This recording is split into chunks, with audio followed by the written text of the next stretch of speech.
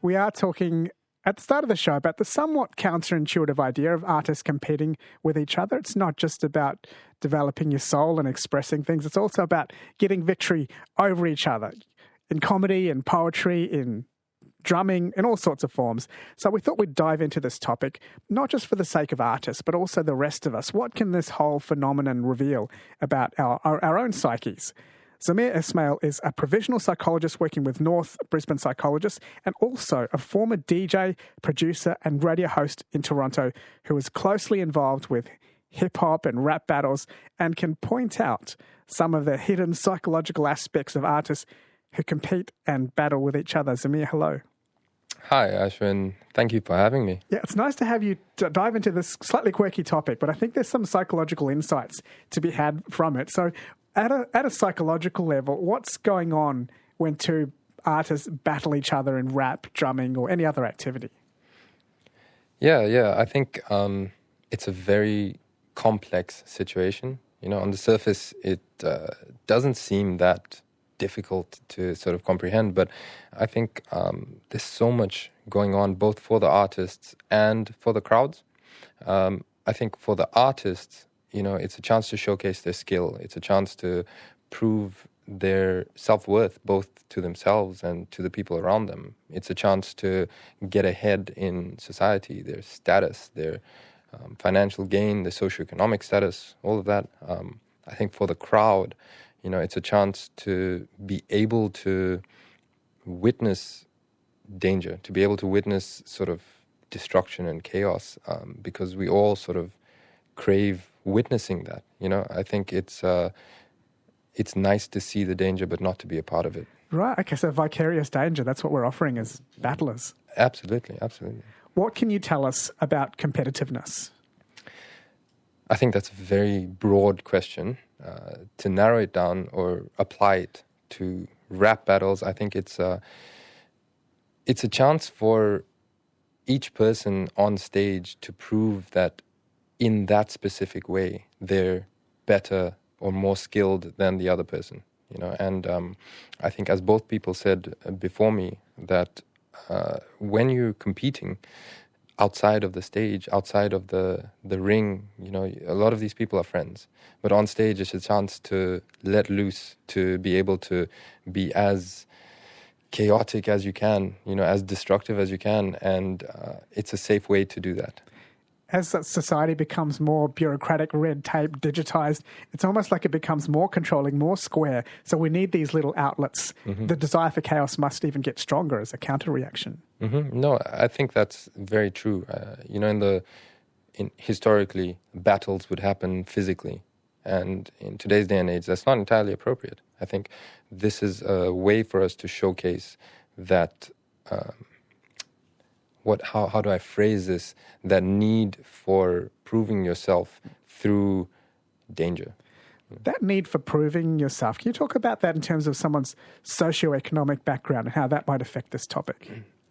Yes, I think the socioeconomic background really, really plays an important role in rap battles. You know, rap battles started in the Bronx in New York, which at one point was known as the worst slum in North America.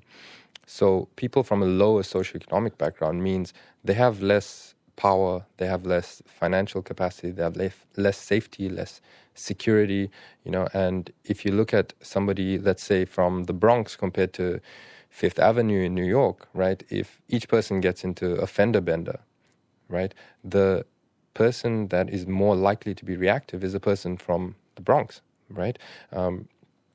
So it's a way to let out that anger and frustration that they feel in a safer environment and not have to deal with the consequences and the repercussions of actually reacting to someone. Is it a little bit like that Marxist idea that religion is the opiate of the masses, hip-hop is the opiate of the masses because it heals you in that way?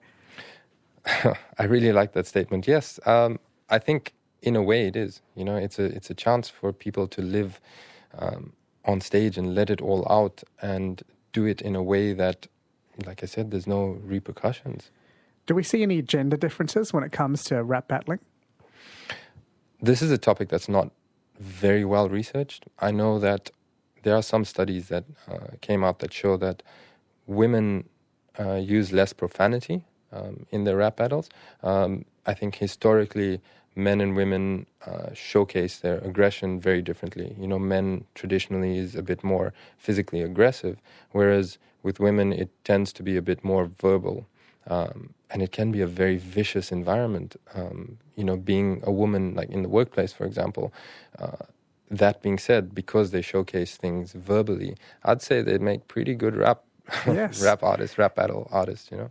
I wonder if you were not, if you weren't raised in the Bronx and you weren't raised around hilltop hoods and things, you had a very middle class upbringing, but you're still experiencing as a woman, middle class woman in the workplace. You need a rap battle style outlet as well, don't you? But it's not natural to you if you didn't grow up with it. Yes, I think it's one of those things that has a very niche crowd initially, you know, and when people are angsty or in the teens or going through difficult things, they'll go towards, you know, rap music because it's a chance where people let out all of that emotion and can just be completely raw, you know. You're listening to Zameer Esmail from North Brisbane Psychologists, also a former DJ, producer and radio host in Toronto, talking to us about this concept of artists competing with each other, battling with each other in many different formats. And Zameer, having lived in Canada, India, Kenya, Zambia, Tanzania and Australia, do you notice how the battle culture differs in those different countries that you've experienced? Like are some cultures more uncomfortable with the idea of competing? That's a really good question. I think in the more traditional, more community-oriented environments, you know, the art forms are generally not something that people drive towards. You know, in India or in Africa, in Asia, you know, they're more driven towards hard career goals, right? And the art forms are looked down upon if you try to pursue them. You know, I know it was that way for me growing up as well. If I, you know, told my parents that I wanted to be a musician, it wouldn't have gone down too well. But I think it is starting to come out now as a valid form of art. I mean, if you look at the Indian film industry, for example, there's been one of the biggest hits in the last year. I think it was last year or the year before. It was a movie about rap. You know, it is called Gully Boy. Gully Boy, yeah, I saw that. Absolutely. It's a fantastic movie, you know, and it's showcasing some of these artists. And when I listen to that hip hop, it's, you know, it's one song bounces between 3 languages, and it's essentially a rap battle, but without an opponent. That you know, you can feel that anger, and the talent is amazing, but it's still by the masses in those places, I think, not revered well enough. It's interesting when you see Indian rap movies or MMA movies, all these Western phenomena are now being replicated in India. At the moment, they're copying other countries, but there'll come a time, I guess, when the GDP per capita lifts and they can be innovators again like they used to be and creators rather than just taking these Western art forms. I think, you know, in their own way, they are, they're taking the whole idea of, like you said, the MMA style stuff, the rap stuff, and they're sort of twisting it to make their own. And you see that in every culture, you know, because the majority of media that we're exposed to is Western media, right? So every other country, they're also exposed to the same things, which means they're going to want to do the same things. You know, we are what we're continually exposed to. Yeah, I guess that allows you to have a global conversation when you join this particular one. What are some of the good things about battling artists?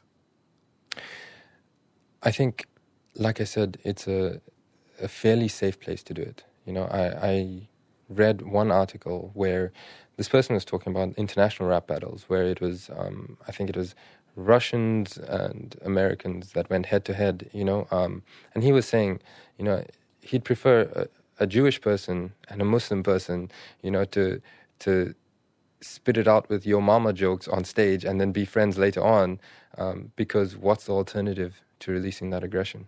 You know, so there are, I think, 2 trains of thought. You know, one is more that the rap battles promote aggression and that kind of thing. On the other hand, the rap battles also promote peace. They promote a way for people to be friends with each other off of stage, and any grievances you have, you let them out on stage, and you know, you're okay with each other then. And I think one really, really important thing that people realize when you're in a rap battle or any kind of adversary sport, what you're going in with is the idea that you want to bring the other person down or bring the crowd against the other person. But as you keep going back and forth, you begin to realize that the person standing opposite you is not so different from you. They're very, very much alike. There's a camaraderie, almost like combatants get a camaraderie with each other afterwards. Yeah, absolutely. You're listening to Zameer Esmail, who is a North Brisbane psychologist, provisional psychologist, also a DJ producer, and was very heavily involved in hip-hop and rap battles, and is pointing out some of the aspects of artists competing with each other. If you are an artist who wants to get involved in this, and you're wary about some of what Anissa, the poet, mentioned earlier, about getting bogged down in competing and some of the harmful aspects of it, can you maybe build on what she was saying? What are some of the harmful aspects that we should watch out for? Yes, I think we've seen really, really big examples of the more harmful aspects. For example, the Biggie and Tupac, that kind of combatants in rap. We see, Eminem and MGK, or Drake and Meek Mill. All of these things cause in-group, out-group kind of occurrences, which is not healthy. I think when you go in, the idea should be to just go against sort of the person and not everything that person represents, which is very hard to do when you're bringing everything that you represent to the stage, so it can be harmful. And the whole idea of just go and have fun with it, I respect that idea. I do think it's not enough when you're coming from a low socioeconomic background, you're rapping, and this is like as a cliche to quote Eminem, one chance, one shot, one opportunity. How do you not attack the person and everything that they represent? So it's an area that calls for some nuance, but it is hard when you're dealing with cliches, as you mentioned as well before. What about, just one last question before we let you go, is there anything that we can reveal about human nature from this whole subject? What are some lessons for our own psyches, whether we're artists or not? I think rap battles, it's a reflection how far society has come in terms of the aggression, in terms of the going head to head, the two warriors. It's a representation of that, and also a representation of how civilized we are as a culture. To be able to use verbal battle armaments, to say. So I think it's really deep in terms of what it represents. And like I said, the crowd also gets to live. It's like the studies done on primates with looking at snakes. They'll see the danger, they'll make noise and they'll point fingers, but they won't run away. They'll want to see the danger. We're fascinated by things that are dangerous. Yeah, I like that concept. And also, people worry about the climate impacts, the demographic change. All these baby boomers are retiring, pulling money out of this. Investors, workers, everyone's pulling out of the market. So it could be a tense 20, 30 years, according to a lot of pundits in demographics and economics. So we all had better buckle up and be ready to deal with turbulence and have some outlet for our aggression. Absolutely. It's very important to have a safe way to get it all out. Zameer, thanks for your company tonight. Pleasure. Thank you for having me. Zameer Esmail is a provisional psychologist with North Brisbane Psychologists and also a former DJ, taking us into the world of battling artists